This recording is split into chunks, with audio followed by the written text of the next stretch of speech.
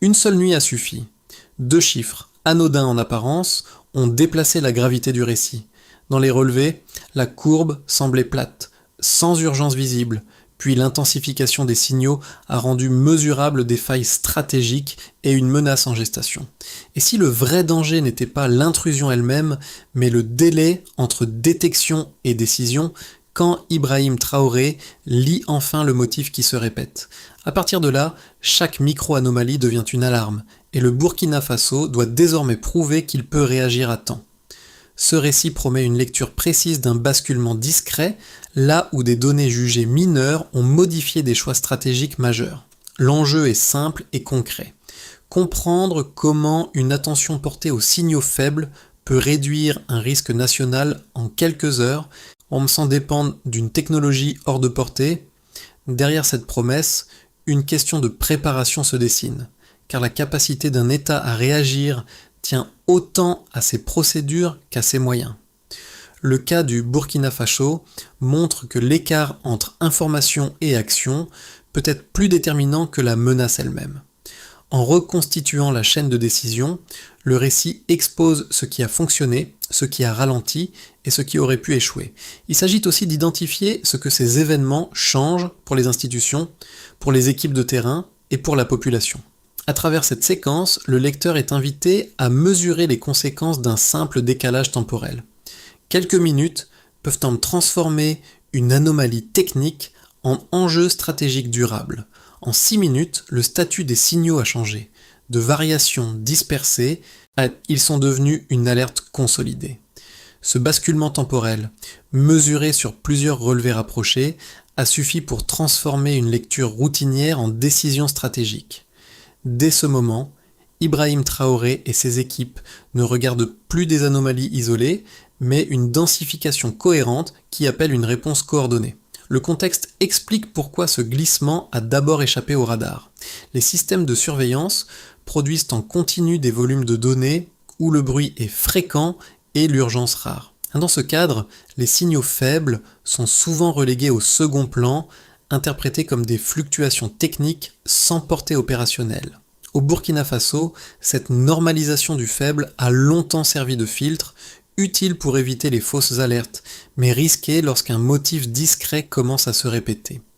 Ce qui change ici, c'est la comparaison croisée.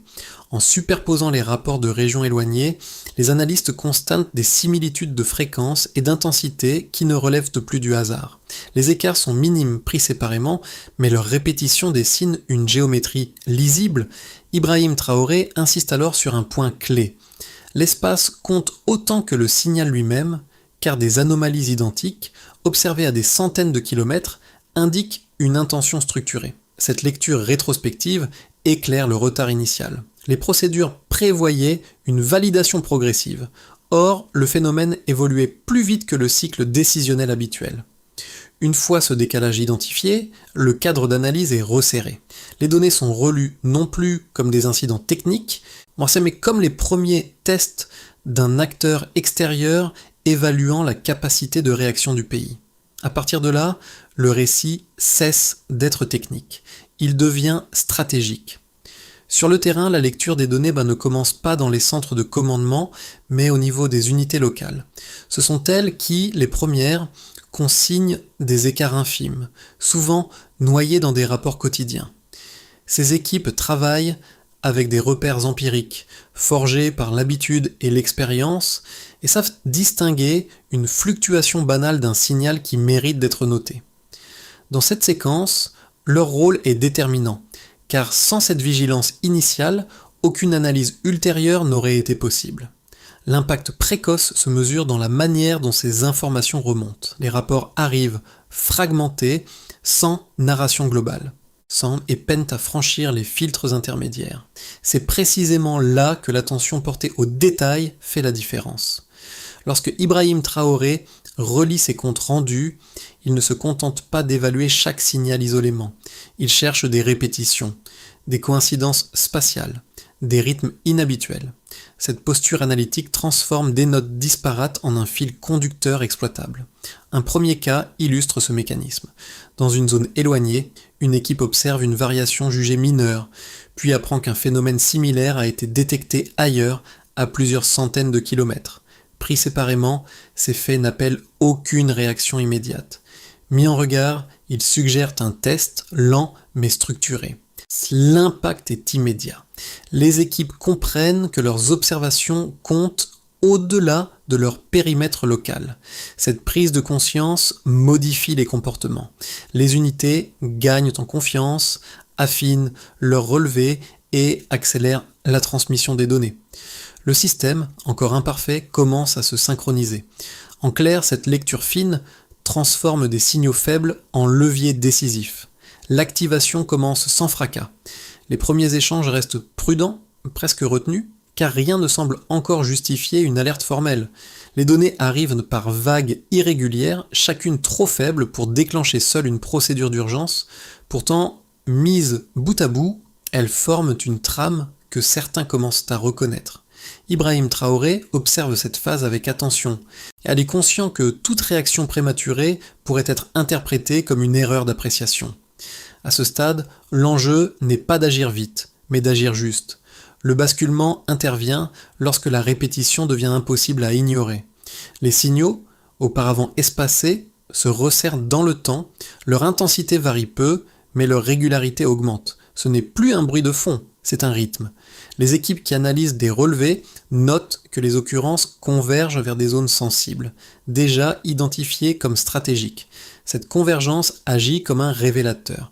Ce qui semblait diffus prend une direction, et ce changement de lecture modifie immédiatement la posture décisionnelle. Ibrahim Traoré intervient alors pour recadrer l'analyse. Il ne s'agit plus de vérifier si chaque signal est valide, permet de comprendre ce que leur enchaînement raconte. Cette approche narrative des données, encore peu utilisée, permet de dépasser la logique du cas par cas. Les rapports sont relus à la lumière de leur chronologie et de leur localisation. Le temps devient un indicateur aussi important que la mesure elle-même. En quelques échanges, la perception collective bascule. Le pays n'est pas face à des anomalies techniques, mais à une phase de test méthodique. La coordination suit rapidement ce changement de cadre. Les unités locales, jusque-là isolées dans leurs observations, reçoivent des consignes communes. Les canaux de communication sont simplifiés. Les délais de validation raccourcis. Chacun sait désormais ce qu'il doit signaler, comment le formuler et à qui l'adresser. Alors, cette clarification opérationnelle réduit les frictions habituelles entre terrain et centre. Les informations circulent plus vite, non parce que les systèmes ont changé, mais parce que les priorités ont été alignées. Dans cette phase, le rôle d'Ibrahim Traoré est moins celui d'un décideur solitaire que d'un synchronisateur. Il veille à ce que les interprétations restent cohérentes et que les équipes ne retombent pas dans une lecture fragmentée. La dynamique collective s'installe. Chaque nouvelle donnée est immédiatement comparée aux précédentes. Le réseau commence à fonctionner comme un ensemble, et non comme une juxtaposition d'unités. La dernière étape est celle des répliques. Les procédures sont ajustées en temps réel, les seuils d'alerte recalibrés, et les équipes passent d'une posture réactive à une vigilance active. En quelques heures, le système a changé de nature. Il n'a pas gagné en puissance technologique, mais en lisibilité et en cohérence. Ce cheminement, de l'activation prudente à la coordination assumée, montre comment une succession de micro-décisions peut produire un effet stratégique majeur. Au moment où la coordination est enclenchée, l'analyse quitte définitivement le registre de l'intuition pour entrer dans celui de la mesure. 3 indicateurs s'imposent progressivement comme des repères communs parce qu'ils permettent de comparer une situation de référence à une évolution tangible. Cette logique baseline, flèche delta, structure désormais la lecture des événements en donnant aux équipes un langage partagé pour qualifier la menace. Le premier indicateur concerne l'intensité des signaux. Au départ, les relevés indiquent des variations faibles, proches de ce qui est habituellement observé dans l'espace aérien surveillé. La baseline n'a pas connue, de légères fluctuations fréquentes, rarement porteuses de sens stratégique. Le delta apparaît lorsque ces variations, sans devenir spectaculaires, gagnent en constance. Ce n'est pas l'amplitude qui alerte, mais la persistance. En comparant les relevés heure par heure, les analystes constatent une progression mesurable, suffisante pour sortir du registre de l'aléatoire. Cette évolution modeste, mais continue, signale une adaptation délibérée plutôt qu'un incident technique isolé. Le deuxième indicateur est la fréquence des apparitions. Initialement, les signaux sont espacés, irréguliers et s'inscrivent dans une normalité statistique. La baseline correspond à des occurrences sporadiques, sans rythme identifiable. Le delta se manifeste lorsque les intervalles se resserrent. Les équipes observent alors une répétition à des cadences comparables, ce qui modifie radicalement l'interprétation. Une fréquence stable, même faible, suggère une intention. Ibrahim Traoré insiste sur ce point lors des échanges analytiques. Ce n'est pas la quantité brute qui importe, mais la régularité, car elle traduit un protocole de test plutôt qu'une anomalie fortuite.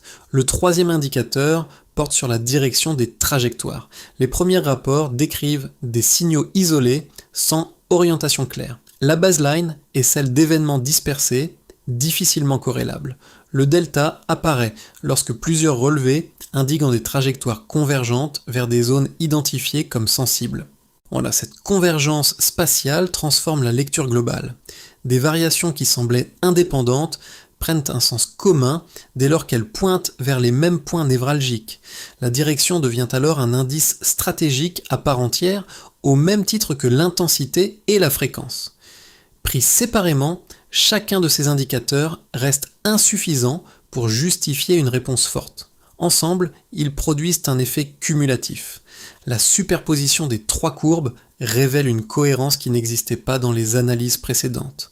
Cette cohérence n'implique pas nécessairement une intrusion imminente, mais elle démontre l'existence d'un processus structuré. Pour Ibrahim Traoré, cette lecture combinée marque un seuil, celui où l'hypothèse technique cesse d'être la plus probable. L'intérêt de cette approche quantitative réside aussi dans sa sobriété. Aucun indicateur ne repose sur une technologie nouvelle ou sur des outils sophistiqués.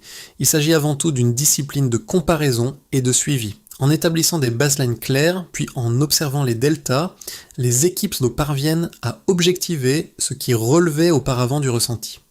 Cette objectivation réduit les débats stériles et accélère la décision car elle fournit des repères partagés. À ce stade, la preuve n'est pas spectaculaire, mais elle est suffisante. Elle ne dit pas tout de l'intention de l'acteur extérieur, mais elle confirme que le système burkinabé fait face à autre chose qu'un simple bruit de fond. La donnée, relue avec méthode, devient alors un outil de vigilance active, en est capable de transformer des signaux faibles en arguments stratégiques. Une première lecture sceptique minimise la portée des événements.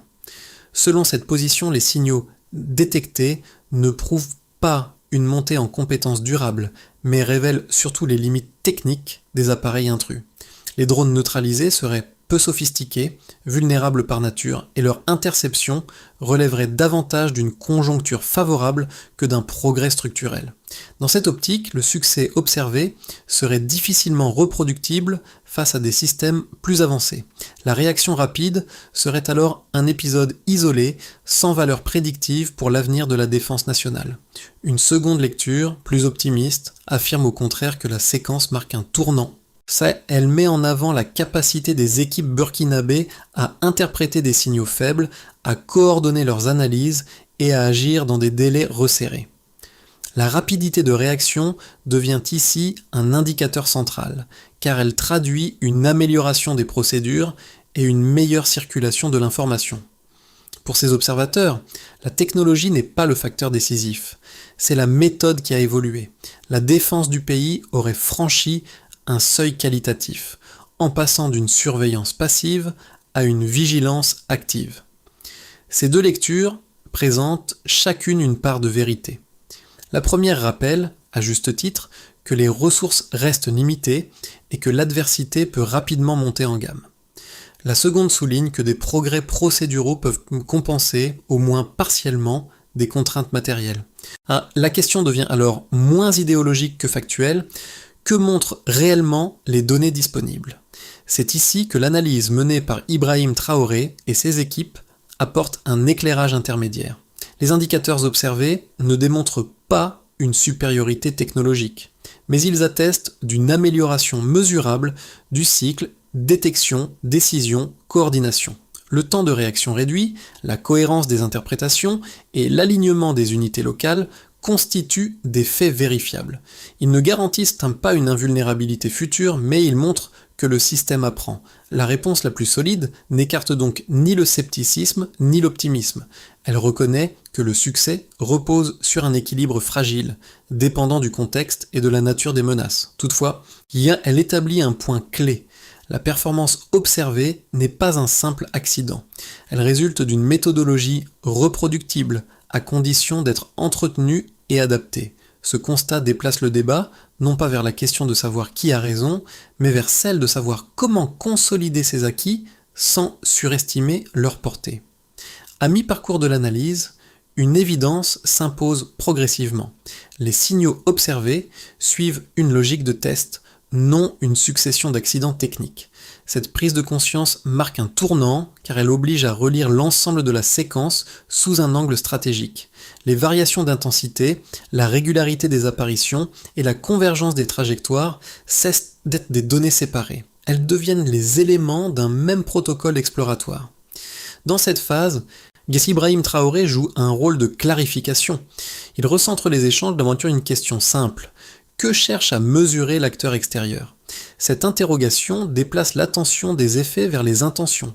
Les équipes comprennent alors que l'objectif n'est peut-être pas l'intrusion elle-même, mais l'observation des réactions, des délais et des ajustements opérés par le système burkinabé.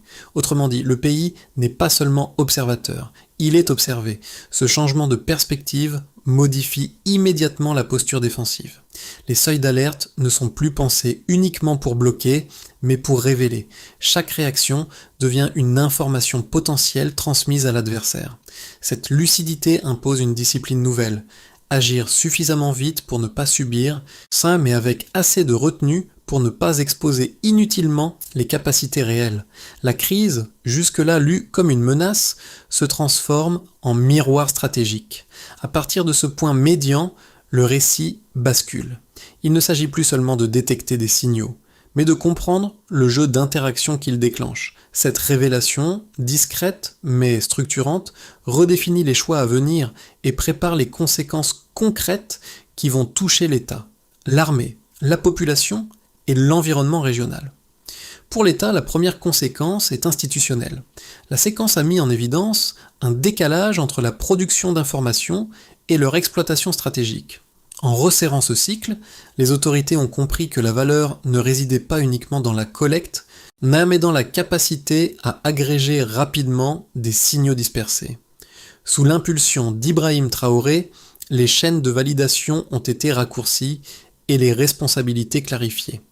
Cette évolution ne modifie pas la structure formelle de l'État, mais elle change son tempo décisionnel, un facteur décisif lorsque les menaces évoluent en quelques heures plutôt qu'en plusieurs jours. Pour l'armée et les équipes de surveillance, l'impact est opérationnel. Les unités locales ne se perçoivent plus comme de simples capteurs périphériques, mais comme des acteurs à part entière de la lecture stratégique. La reconnaissance de leur rôle renforce la qualité des relevés et la rigueur des transmissions.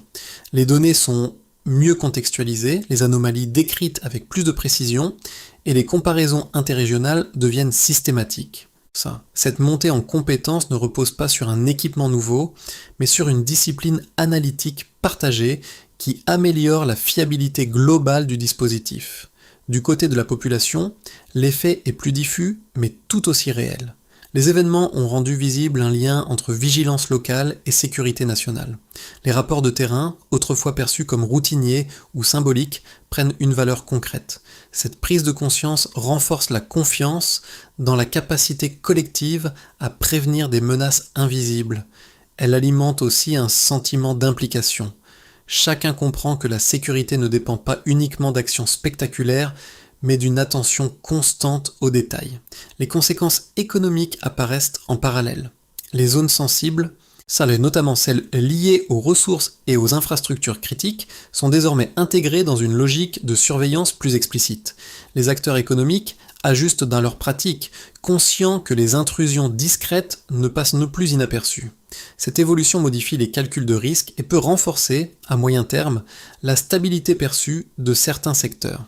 Là encore, l'effet n'est pas immédiat, mais il s'inscrit dans la durée. Enfin, l'environnement régional observe. La rapidité de la réaction et la cohérence de l'analyse ont été notées par les partenaires comme par les acteurs extérieurs. Sans transformer le Burkina Faso en puissance dissuasive, cette séquence redéfinit sa crédibilité. Ibrahim Traoré apparaît alors comme le point de convergence de ces effets. Non pas parce qu'il concentre toutes les décisions, mais parce qu'il a su aligner institutions, forces opérationnelles et lectures stratégiques. L'ensemble produit une conséquence majeure. La menace n'est plus seulement subie, elle est comprise et intégrée. Le premier scénario, dit de base, prolonge la trajectoire actuelle sans rupture majeure. Le Burkina Faso maintient une vigilance resserrée, fondée sur les procédures affinées lors de la crise.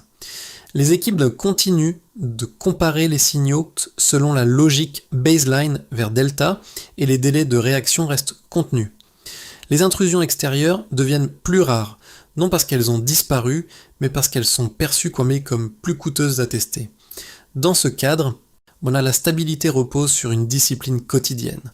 Rien de spectaculaire, mais une attention soutenue qui évite les surprises. Ce scénario suppose que l'État conserve le même niveau d'engagement méthodologique et que la coordination interunité ne se relâche pas avec le temps. Le deuxième scénario, plus optimiste, s'appuie sur un effet d'apprentissage accéléré. Les enseignements tirés sont consolidés, formalisés et partagés au-delà du cercle initial des analystes. Les équipes locales gagnent en autonomie interprétative, ce qui réduit encore les délais entre observation et action. La crédibilité régionale du pays s'en trouve renforcée, favorisant des coopérations ciblées et un échange de bonnes pratiques avec des partenaires confrontés à des défis similaires. Dans cette hypothèse, la méthode devient un avantage comparatif. Sans multiplier les investissements lourds, le Burkina Faso améliore sa capacité d'anticipation. La vigilance n'est plus seulement défensive, elle devient un outil de stabilisation à l'échelle régionale. Le troisième scénario, pessimiste, met en lumière les limites du système. Les acteurs extérieurs, ayant observé les réactions précédentes, adaptent leurs tactiques. Les signaux deviennent plus discrets, plus fragmentés et plus difficiles à corréler. La pression augmente sur des équipes dont les ressources restent contraintes. Sans renforcement continu des procédures, le risque est celui d'une fatigue organisationnelle. Les alertes se multiplient, la hiérarchisation devient plus complexe et les délais s'allongent à nouveau. Dans ce contexte, le pays doit arbitrer entre un investissement technologique coûteux et l'acceptation d'une surveillance moins fine. Ces trois scénarios ne s'excluent pas mutuellement. Ils dessinent un éventail de futurs possibles conditionné par un facteur central, la capacité à maintenir une lecture lucide des signaux faibles dans la durée. La question clé n'est donc pas de prédire lequel se réalisera, mais de savoir quel cadre mental guidera les décisions. Si l'attention aux détails reste une priorité stratégique, alors même un contexte contraint peut être maîtrisé. Sinon, les mêmes failles risquent de réapparaître sous une autre forme. Pour les institutions, les événements ont montré que la sécurité n'est pas seulement affaire de dispositifs visibles, mais de continuité dans l'attention. Cette leçon dépasse le cadre militaire. Elle rappelle que des organisations entières peuvent gagner en efficacité sans transformation structurelle lourde, simplement en améliorant la circulation de l'information et la confiance entre niveaux. Le public, souvent éloigné de ces mécanismes internes, perçoit alors différemment la notion de préparation. Elle devient un processus quotidien plutôt qu'une réponse ponctuelle à la crise. Pour les équipes techniques et administratives, le message est tout aussi direct. Leur travail, parfois perçu comme routinier, prend une dimension stratégique lorsqu'il est correctement intégré. La reconnaissance de cette utilité renforce la motivation et la rigueur. Elle montre aussi que l'expertise locale compte, même face à des menaces extérieures complexes. Cette valorisation change la relation au travail. L'exactitude et la constance deviennent des formes d'engagement civique. Du point de vue des citoyens, l'impact est plus symbolique mais non négligeable. Les événements ont mis en lumière un lien concret entre vigilance locale et sécurité collective. Sans demander une mobilisation permanente, ils rappellent que l'observation et le signalement peuvent avoir un effet réel lorsqu'ils s'inscrivent dans une chaîne fonctionnelle. Cette prise de conscience peut renforcer la confiance dans les institutions, non par des discours, mais par des résultats tangibles. Enfin, pour l'opinion publique au sens large, la séquence invite à revoir certaines attentes.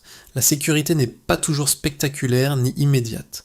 Elle se construit souvent dans l'ombre, cela par des ajustements progressifs et des décisions discrètes. Comprendre cela permet de juger l'action publique avec plus de nuances, en distinguant les effets durables des réponses symboliques. Ce changement de regard est peut-être l'un des acquis les plus précieux de cette expérience. Pour transformer l'apprentissage en capacité durable, une première étape consiste à unifier la collecte des données. Les relevés produits par les unités locales doivent converger vers une plateforme commune, accessible en temps réel, afin d'éviter les retards liés à la fragmentation de l'information. Cette centralisation n'implique pas une refonte lourde des systèmes existants, mais une harmonisation des formats et des priorités. Ibrahim Traoré a insisté sur ce point. Sans vision d'ensemble, même des signaux pertinents perdent leur valeur stratégique. La deuxième étape concerne la formation continue. Les équipes techniques doivent être entraînées à reconnaître plus vite les micro-variations significatives et à les contextualiser. Il ne s'agit pas d'accumuler des compétences théoriques, mais de renforcer des réflexes analytiques.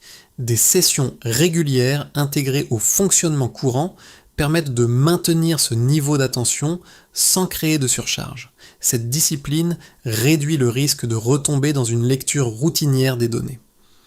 Le troisième axe porte sur le recalibrage périodique du réseau.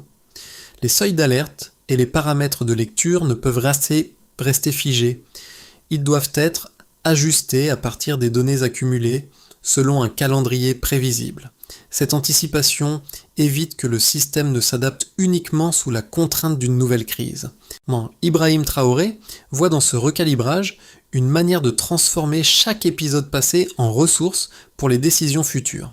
Enfin, une procédure d'intervention documentée doit relier clairement chaque étape, de la détection à la coordination opérationnelle. En définissant qui agit, quand et sur la base de quels indicateurs, le pays réduit les zones d'incertitude. Ce cadre n'élimine pas le risque, mais il en limite les effets. Ensemble, ces étapes dessinent une feuille de route pragmatique, fondée moins sur des promesses que sur des mécanismes éprouvés. Le fil conducteur de cette séquence tient dans un détail presque invisible au départ. Une variation minime, consignée sans emphase, a fini par révéler une dynamique beaucoup plus large. Ce rappel du motif initial montre comment une vulnérabilité perçue peut devenir une source de lucidité stratégique lorsque l'attention collective est au rendez-vous. Rien n'a changé brusquement dans l'environnement, mais la manière de regarder a évolué et c'est cette évolution qui a produit un effet durable. Dans ce cheminement, le rôle d'Ibrahim Traoré apparaît comme celui d'un catalyseur. Il n'a pas créé les signaux, ni inventé les contraintes, mais il a contribué à donner du sens à ce qui était épars. Cette capacité à relier des observations dispersées, à les inscrire dans un récit cohérent, a permis de dépasser la simple réaction technique. Le leadership s'est exprimé dans la lecture et la synchronisation, plus que dans l'action spectaculaire. Le rappel émotionnel tient aussi à l'implication des acteurs de terrain. Chacun et les équipes locales, longtemps habitués à travailler dans l'ombre, ont vu leurs observations prendre une portée nationale. Ce renversement de perspective renforce l'idée que la sécurité n'est pas un domaine réservé à quelques-uns, mais un effort distribué, fondé sur la confiance et la rigueur. La phrase qui s'impose alors est simple. L'attention partagée change l'issue. Elle résume ce que cette expérience laisse derrière elle, non comme une certitude absolue, mais comme une leçon applicable bien au-delà de ce cas précis. Au terme de ce parcours, l'enjeu dépasse le seul cas observé. Il interroge la manière dont une société entière perçoit les signaux faibles, qu'ils soient sécuritaires, économiques ou sociaux. L'expérience du Burkina Faso montre que la résilience ne naît pas uniquement de décisions spectaculaires on met d'une culture de l'attention, partagée et entretenue dans le temps. Cette culture repose sur des gestes simples. Observer, comparer, transmettre, puis décider avec méthode. Dans ce cadre, la figure d'Ibrahim Traoré symbolise moins une autorité centrale qu'un point d'articulation. Elle rappelle que le leadership peut consister à créer les conditions d'une lecture collective plutôt qu'à imposer une réponse unique. Ce choix ouvre un espace de responsabilité distribuée où chaque acteur comprend sa place et son impact potentiel. L'efficacité devient alors cumulative, construite pas à pas. La question qui demeure est volontairement ouverte. Comment transposer cette discipline de l'attention dans d'autres domaines où les signaux sont tout aussi discrets, mais les conséquences tout aussi réelles, et surtout, comment éviter que cette vigilance ne s'érode avec le temps une fois la tension retombée? C'est dans ces interrogations que se joue la suite, bien au-delà de cet épisode précis.